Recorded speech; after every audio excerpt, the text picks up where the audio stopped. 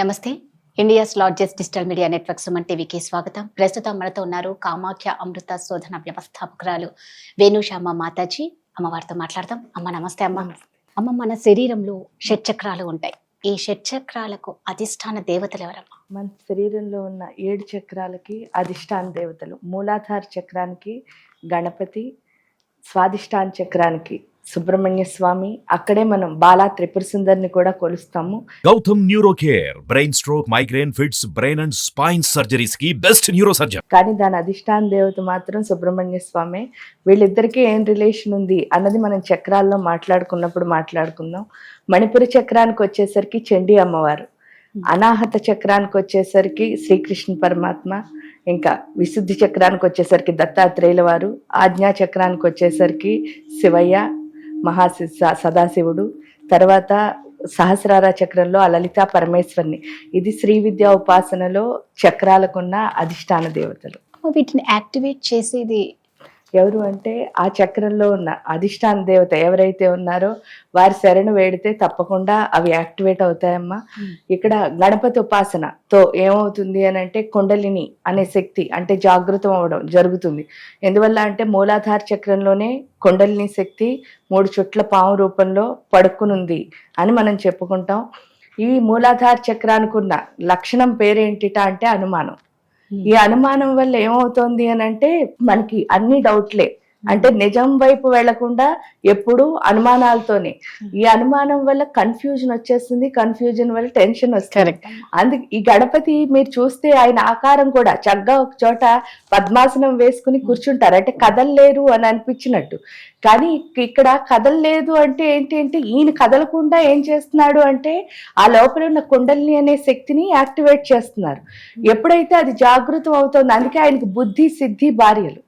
ఈ బుద్ధి ఏం చేస్తూ ఉంటుందంటే మనలో ఉన్న ఈ యొక్క బుద్ధి లోపం అంటే ఏంటంటే ప్రతి దానిపైన డౌట్ పడే లక్షణాన్ని తీసేస్తే ఈ సిద్ధి అమ్మవారు ఏం చేస్తుంది అంటే మనం అనుకున్న దాన్ని సాధించే లక్షణాన్ని మనకి ప్రసాదిస్తుంది.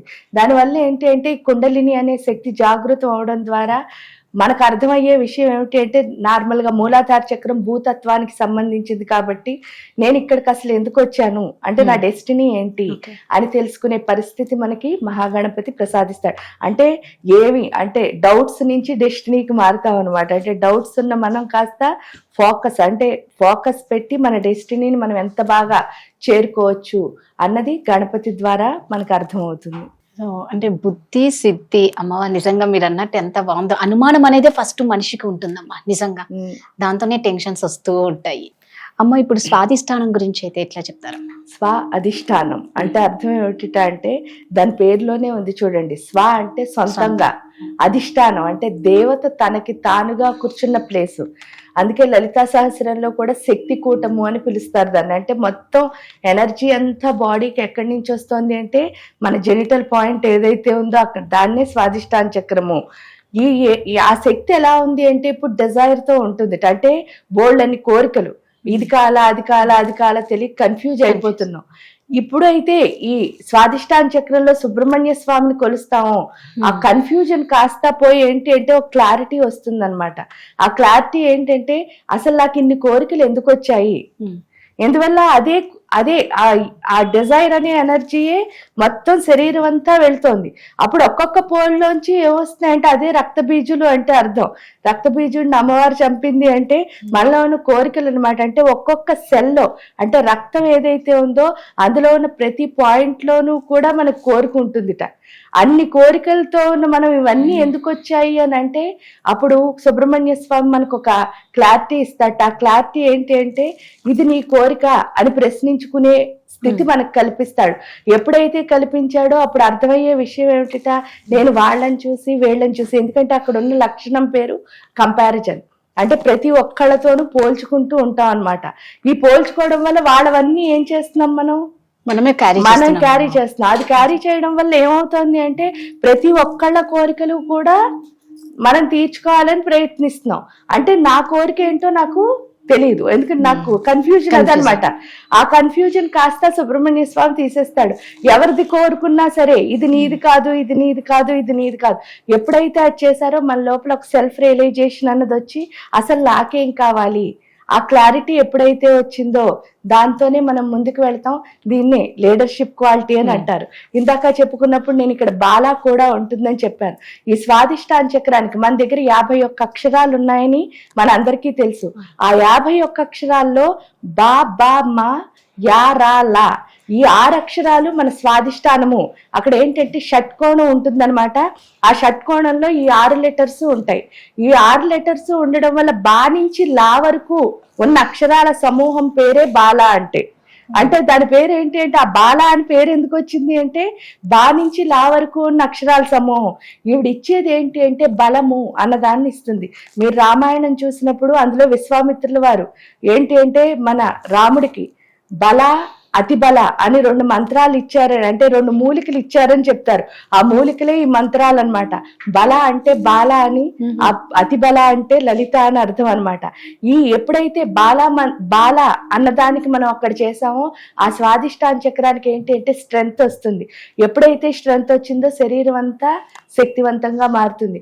ఎందుకు శరీరం శక్తివంతంగా మారాలి అంటే మన బలహీనతలే మన్ని ఈ గమ్యం చేరకుండా చేస్తాయి. ఆ బలహీనత ఏదో తెలుసుకుని దాన్ని బలం కింద మార్చుకోగలిగితే, ఎందుకంటే ఎప్పుడు మన బలహీనతే మన స్ట్రెంగ్త్. అది మనకి తెలిసే స్థితి ఎవరిస్తారు అంటే బాలా త్రిపుర సుందరిస్తుంది. అందువల్ల అక్కడ సుబ్రహ్మణ్య స్వామితో పాటు బాలా త్రిపుర సుందరిని కూడా ఉపాసిస్తే అసలు నాకున్న స్ట్రెంగ్త్ ఏంటి అన్నది మనకు అర్థమవుతుంది. ఆ వేలో మనం ప్రయాణం చేస్తే మనకంటే గొప్ప లీడర్ ఈ సృష్టిలో ఎవరు లేరు. అది స్వాదిష్టాన చక్రం మనకిచ్చేది. అమ్మ, ఇప్పుడు మణిపుర చక్రం గురించి మణిపుర చక్రం అంటే ఏంటి అంటే మన శరీరం మొత్తానికి పవర్ పాయింట్ అదే. అదేంటి అంటే మన నాభిస్థానం. ఇక్కడ అన్ఫార్చునేట్లీ మనకు ఉండకూడదు ఒకటి ఉందిట. దాని పేరు ఏంటి అంటే భయము. ఎందుకు భయం అంటే ఏంటి అంటే మనందరం అమ్మ కడుపులోంచి వస్తాం కదా. ఈ కడుపులోంచి వచ్చినప్పుడు ఏమవుతుంది అంటే కడుపులో ఉన్నంతసేపు చాలా చిన్న పొట్ట, అందులో 9 నెలల కాలం పాటు మనం హ్యాపీగా తిరిగేస్తాం చీకటిగా ఉన్నా సరే. దానికి కారణం ఏమిటి అంటే అమ్మకి బిడ్డకి ఒక కార్డు ఉంటుంది. ఆ కార్డుతో మనకి చాలా ధైర్యం ఏంటి అంటే మా అమ్మ నాతో ఉంది. తీరా 9వ నెల అవగానే అందరినీ బయటకు పంపిస్తారు, మనం బయటకు వస్తాం. రాగానే ఫస్ట్ కట్ చేసేది ఏంటి అంటే తల్లికి బిడ్డకి ఉన్న కనెక్షన్. ఈ కనెక్షన్ ఎప్పుడు కట్ చేశారో, మనం వచ్చిన ప్రదేశం అమ్మ పొట్ట లాంటి చిన్న ప్లేస్ కాదు. ఇదంతా చాలా వ్యాపించున్న ప్రదేశం. ఈ ప్రదేశం కూడా లోపల చీకటిగా ఉండదుట, చాలా వెలుతురుతో ఉంది. దానికి తోడు మనం పుట్టామని సెలబ్రేషన్ కోసం చూడడానికి బోల్డంత మంది ఫ్రెండ్స్ చుట్టాలు అందరూ వస్తారు. ఇలాంటి ఫార్మ్స్ ఎప్పుడు పొట్టలో చూసావా? చూడలేదు.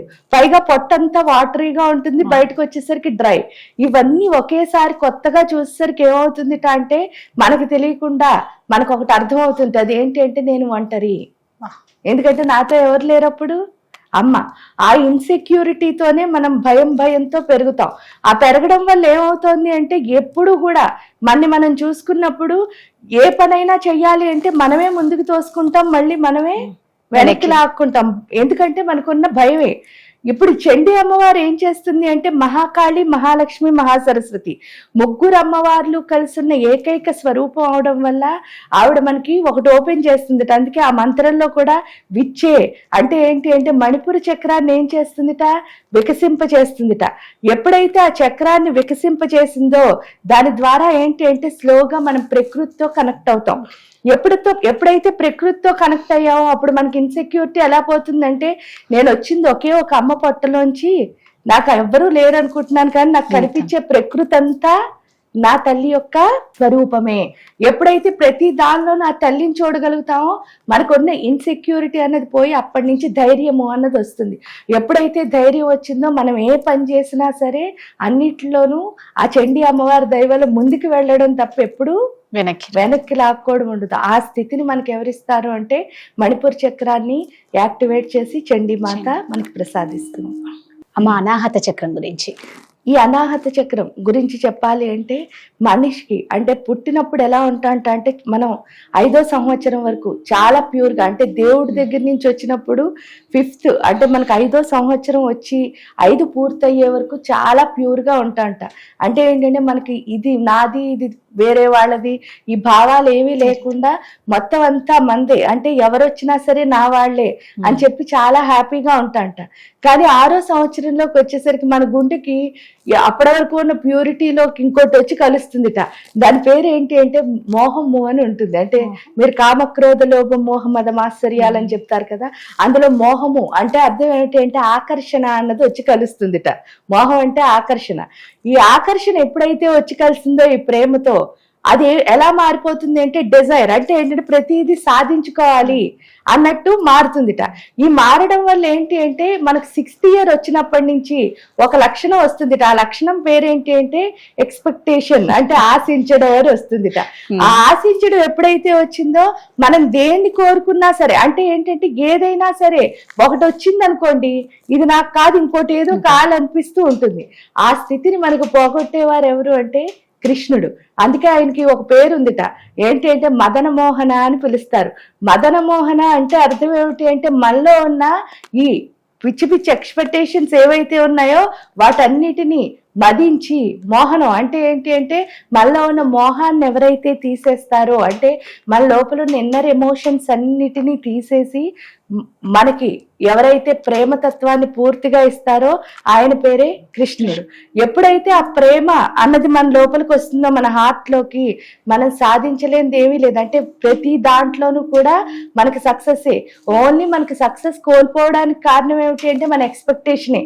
ఎందువల్ల అంటే మనకి ఏదో పెద్దది వచ్చేది ఉంటుంది, మనమేమో ఇంత ఎక్స్పెక్ట్ చేస్తాం, దానికోసం పాటుపడడంలో వచ్చేదాన్ని మనం ఏం చేయలేకపోతున్నాం, ఎంజాయ్ చేయలేకపోతున్నాం. అంటే ఏది వచ్చినా ఎంజాయ్ చేయం మనం, ఇంకోటి ఏదో కావాలనిపిస్తుంది. దానివల్ల వచ్చిన దాన్ని ఎంజాయ్ చేయలేని స్థితి ఏదైతే ఉందో దానివల్ల మనకి ఎక్కువ అపజయాలే మిగులుతాయి. ఎప్పుడైతే మనం వచ్చిన ప్రతి దాన్ని ఎంజాయ్ చేస్తున్నామో అప్పుడే విజయం వస్తుంది. అది మనకి ఇచ్చేదే కృష్ణుడు. అంటే కృష్ణుడు మంత్రం కనుక అక్కడ జరిగితే ఏమవుతుంది అంటే మన బాడీలో యాక్టివేషన్ అన్నది, అనాహత చక్రం ఎప్పుడైతే యాక్టివేట్ అవుతుందో అది అవడం ద్వారా మనం అనుకున్న ప్రతి దాంట్లోనూ కూడా విజయాన్ని సాధించవచ్చు. అమ్మ విశుద్ధ చక్రం గురించి అమ్మ. విశుద్ధ చక్రం ఇది ఏంటి అంటే దాంట్లోనే ఉంది శుద్ధము అని. ఏంటి శుద్ధము అంటే ఇక్కడ గొంతులో ఒక విషయం ఉంటుందిట. ఇక్కడ ఎందుకంటే అందుకే చూడండి, గురు దత్తాత్రేయుల వారిని పెట్టడానికి కారణం ఏమిటి అంటే గురువు ఎప్పుడు మనకి ఏమిస్తాడు అంటే ఏ దిశ లేకుండా ఎటో అటు వెళ్ళిపోతున్న మనకి కరెక్ట్ గా ఒక రూట్ చూపించేది ఎవరు అంటే అది గురువు. ఇక్కడ గురువులందరికీ గురువైన దత్తాత్రేయుల వారిని ఎందుకు పెట్టారు అని అంటే అందుకే మనకి ఒక వే లేదనమాట. ఎటైతే గాలి అటు వెళ్ళిపోతున్నాం, ఇలా వెళుతున్న మనకి ఒక స్ట్రైట్ నిర్దేశం. ఆ నిర్దేశించి ఈ గాలికి ఇలా వెళ్ళిపోవడానికి కారణం ఏమిటి అంటే ఇక్కడ ఒక విషయం ఉంటుందిట. అందుకే శివయ్యను కూడా గరళకంఠుడు అని పిలుస్తారు. అంటే ఏంటి అంటే ఆయన విషం తాగాడు అని అందరికీ కనిపిస్తుంది, కానీ ఆయన నిజంగా ఆయన చేసే పని ఏంటి అంటే మన కంఠంలో ఉన్న విషయాన్ని తీసేస్తాడట. ఈ కంఠంలో అందరి కంఠంలోనూ ఆ విషయం ఉంటుందిట. ఆ విషయం పేరు ఏంటి అంటే ఐడెంటిటీ అని ఒకటి ఉంటుందిట. అంటే నాకే పేరు కావాలి, అన్ని నాకే కావాలి అనిపిస్తూ ఉంటుందిట. అది మనం ఎంత కోరుకుంటామో అంత దానికి ఏమవుతాం, దూరం అయిపోతాం. ఎందుకు అని అంటే మనం దేన్ని లిమిట్ చేసుకోకూడదు ఎప్పుడూను. అలాగే మనం లిమిట్ చేయకూడదు ఇంకో విషయం ఏమిటి అంటే కమ్యూనికేషన్. ఎందుకంటే దీని ద్వారా మాత్రమే మనం ఏమవుతాం, స్ప్రెడ్ అవుతాం. మనకి స్ప్రెడ్డింగ్ ఎనర్జీ అనేది మన కమ్యూనికేషనే.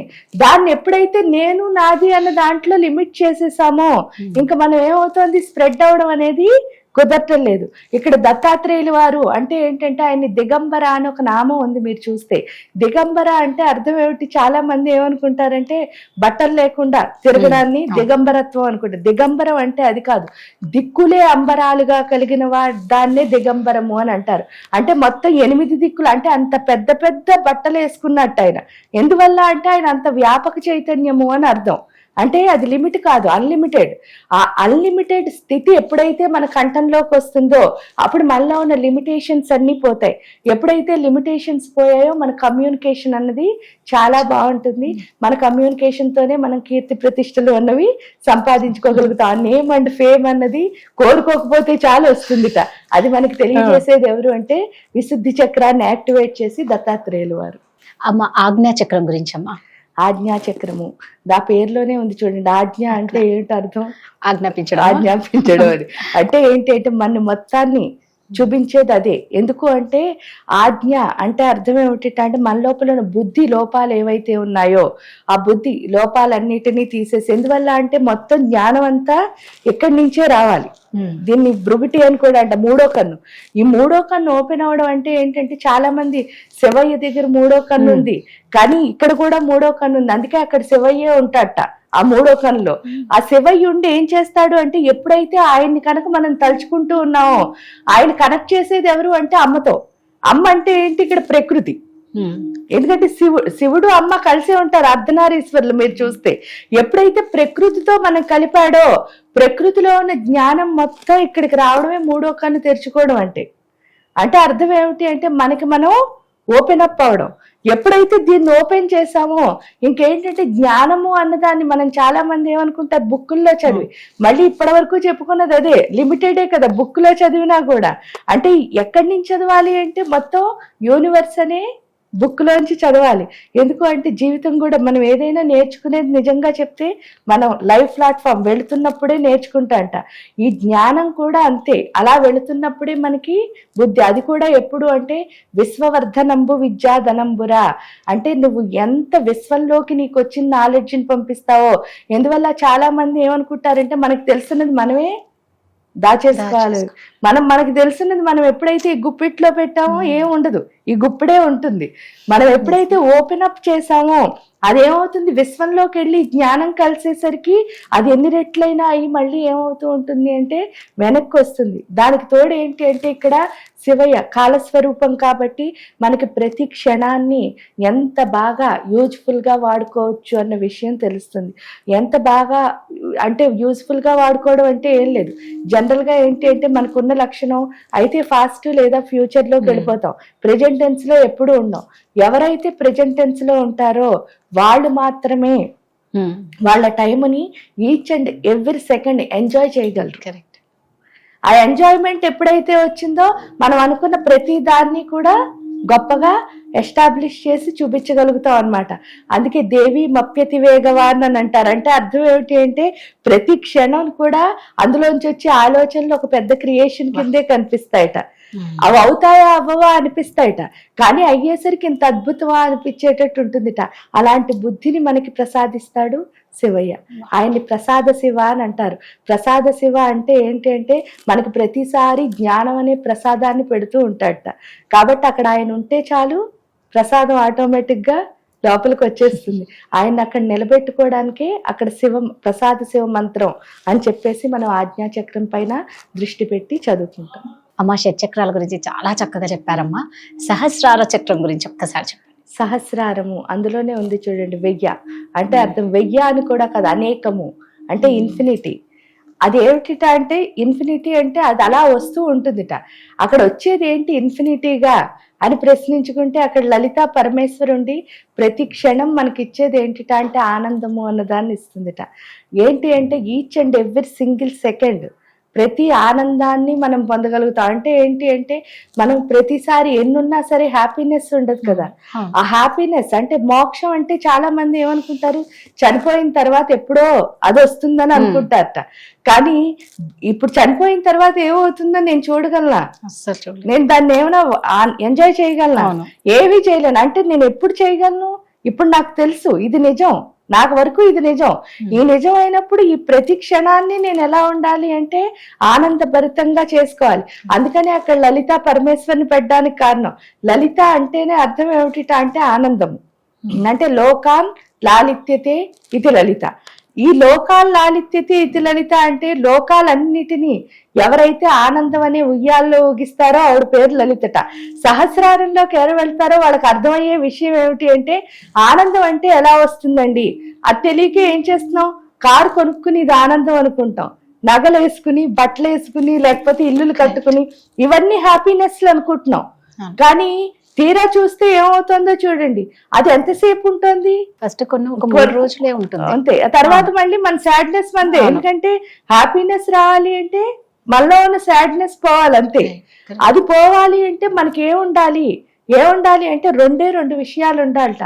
ఇంకేం అక్కర్లే. అంటే ఇల్లు వద్దు, కారు వద్దు, బట్టలు వద్దు, మనుషులు ఏం వద్దు. ఏముండాలి నాతో నేను హ్యాపీగా ఉండాలి అంటే ఆ రెండు చెప్పడమే ఇక్కడ లలితాదేవి యొక్క స్వరూపం. చూడండి, లలితాంబిక అని చెప్పినప్పుడు శివశక్తి ఐక్య రూపిణి లలితాంబిక అంటే Lalitha is equal to Shiva plus Shakti. Shiva అంటే ఏంటి అంటే జ్ఞానము అని అర్థం. శక్తి అంటే మీకు ఆల్రెడీ అర్థమైంది, ఎనర్జీ. ఎవరికైతే శక్తి జ్ఞానం రెండు కలిసి వాళ్ళ లోపల ఉంటాయో వాళ్ళే హ్యాపీగా ఉంటారు. అంటే నా హ్యాపీనెస్ కారణం ఏంటి అంటే నా ఎనర్జీ, నా నాలెడ్జ్, అంతే. ఇంకేది హ్యాపీ ఇవ్వదు. అదే లలితా సహస్రం చెప్తుంది. అంటే ప్రతి ఒక్కళ్ళు గెయిన్ చేయాల్సింది ఏంటి అంటే ఎనర్జీని, నాలెడ్జ్ని. అది ఇక్కడ మనకి సహస్రార చక్రం నేర్పిస్తుంది. ఎప్పుడైతే నేర్పించిందో అన్నిటినీ ఎంజాయ్ చేస్తూ ఉంటాం, కానీ నాకేది శాశ్వతం అంటే నా శక్తి, నా జ్ఞానమే అని అర్థం చేసుకునే స్థితిని లలితాదేవి మనకు ప్రసాదిస్తుంది. అమ్మ చాలా చక్కగా చెప్పారమ్మా. అంటే ఎనర్జీ, నాలెడ్జ్తోనే మనం ఆనందంగా ఉంటాం. ఈ రెండు ఉన్నాయి అంటే మనం ఎప్పటికీ సంతోషంగానే చాలా. ఎందుకంటే జ్ఞానం ఒక్కటి ఉన్నా హ్యాపీనెస్ ఉండదు. ఎందుకు? జ్ఞానం ఒక్కటే ఉందనుకోండి, చెప్పే ఉత్సాహం లేదు. అప్పుడు ఏమవుతుంది అని అంటే ఆ జ్ఞానానికి విలువ లేదు. ఇప్పుడు శక్తి ఒక్కటే ఉంది, అప్పుడు ఏమవుతుంది? విచక్షణ జ్ఞానం లేదు. ఏం చేయాలో ఏం చేయకూడదో తెలీదు. ఇష్టమైనట్టు చేసుకుంటా. అంటే ఈ రెండిట్లో ఏది విడిగా ఉన్నా ఉపయోగం ఉండదు. రెండు కలిసి మనలో ఉంటేనే హ్యాపీ. కాబట్టే లలితాదేవిని కొలుస్తాం అనమాట. ఈ రెండు ఉంటే ఎప్పుడు నిత్య సంతోషంగా ఉంటాం. చాలా చక్కగా చెప్పారమ్మా. ధన్యవాదాలు.